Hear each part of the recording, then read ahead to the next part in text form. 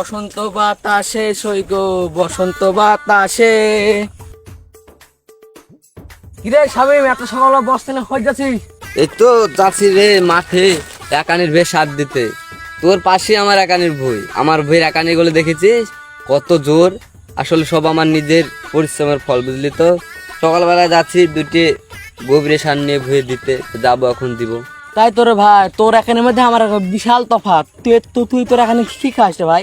চোদন আছে আমার মাথার ঘাম পায়ে ফেলা একানি, মানে প্রচুর পরিশ্রম আর কষ্টের একানি রে।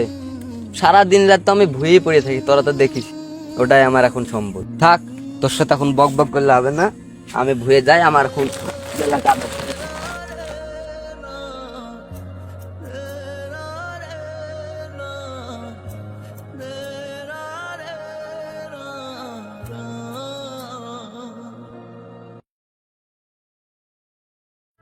আহারে, আমার কত সুন্দর একানিগুলো হয়েছে। যাই হোক, এই একানিগুলো এবার বেচি আমার শখের বাইকটা নিয়ে নেব।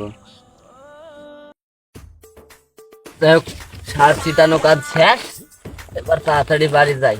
চাচাতো ভাইয়ের বিয়ে খাতে যেতে হবে, নাইলে আবার রাগ করবে। যতই হোক আমি একটাই তো চাচার ভাতি যাই। দাদা, আমাদের পাটার নিচে সব ছেলেপিলি খাটাখাটি করে না, ওদের মধ্যে একজন দোকান ধরে গেছে। তুমি হুকুম দিলে আমি খুবই দিয়ে আসি। থাম থাম, দেখছি সামনে ইলেকশন, ব্যাপারটা ঠান্ডা মাথায় ভাবতে হবে। অত চিন্তা করিস না। দাদা, এই জমিটা আপনার না? তাই তো রে, আমারই তো। আরে করেছেন কি গো, এই জঙ্গল হয়ে পড়েছিল এই জমিটা, এখন সোনাই ভাবে একবারে ভরে গেছে ফসলে। জমিটা কাকে দিয়েছেন নাকি না আপনি করেন? তাই তো রে, জমিটা জঙ্গল বেঁধে থাকতো। আরে তো জমিটা কত সুন্দর করেছে। এই জমি আমার দেখে লাভ নাই। এই জমি স্বামীকে আমি 40,000 টাকা কটে দিয়ে দিয়েছি। চল। যাবো না, থামেন আগে এখানেটা আমি দেখি কি পরিমাণ হতে পারে। ঠিক আছে, দেখ তাড়াতাড়ি। এই নজরুল, হ্যাঁ একটা গাছের গোড়ায় 500 তো হয়েছে নাকি? হ্যাঁ হ্যাঁ, হবেই, কনফার্ম। ঠিকই আছে দাদা, যা করে হোক এই জমি দখল লিয়াই লাগবে। এই জমি তো না জানে সোনা, কি ফলিয়েছে ইয়া। তো যাই হোক, আপনি এই জমিটা আমাকে দিয়ে দেন। কি করবো রে, ভোটের সময় এখন ঝামেলা করা যাচ্ছে না। ওকে দিয়ে দিয়েছি কটে 40,000 টাকায়। যাক, এক কাজ করতে পারিস, তুই ওকে 10,000 টাকা লাভ দে, দিয়ে 50,000 টাকা জমিটা নিয়ে নিস ওর কাছ থেকে। ওই টাকা মাকা ও ছাড়েন তো, আপনি হুকুম দিলে বাইরে আমি সব ঠিক করে ফেলবো। টাকা মাকা কিসের? হ্যাঁ, আর আপনি যেহেতু বলছেন, যেহেতু ঝামেলা টামেলার দরকার নাই, আমি বুঝে নিয়েছি 50,000 টাকা ওকে দিয়ে দিছি। ও কি জমিটা ছেড়বে তো আসলে? আর না হ্যাঁ, হলে হ্যাঁ, আপনি ছেড়বে না হুকুম কেন? দেন, একদম আমি বাইরে ফাট করে দিছি যে জমি দখল নিছি। ছেড়বে না কেন?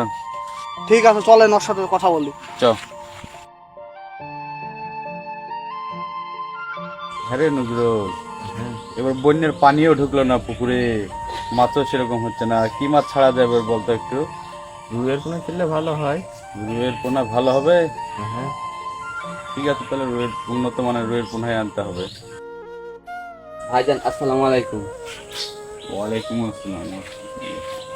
ভাইজান, শুনলাম আপনি নাকি আমাকে যেই আপনার জমিটা দিয়েছেন, যেটা আমি একানি চাষ করছি এখন, সেই জমিটা নাকি আপনি আপনার লোকদেরকে নিতে বলেছেন।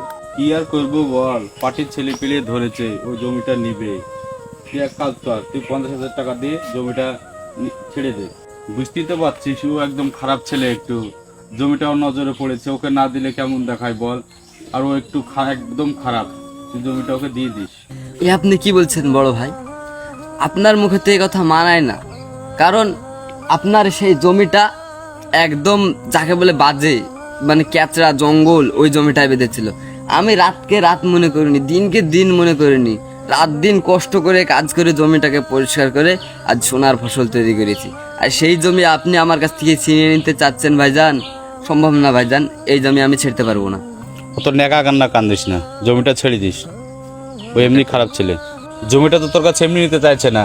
তুই 40,000 টাকা দিয়েছিলি, তোকে 10,000 টাকা লাভ দিতে চাইছে, দিয়ে 50,000 টাকা দিতে চাইছে।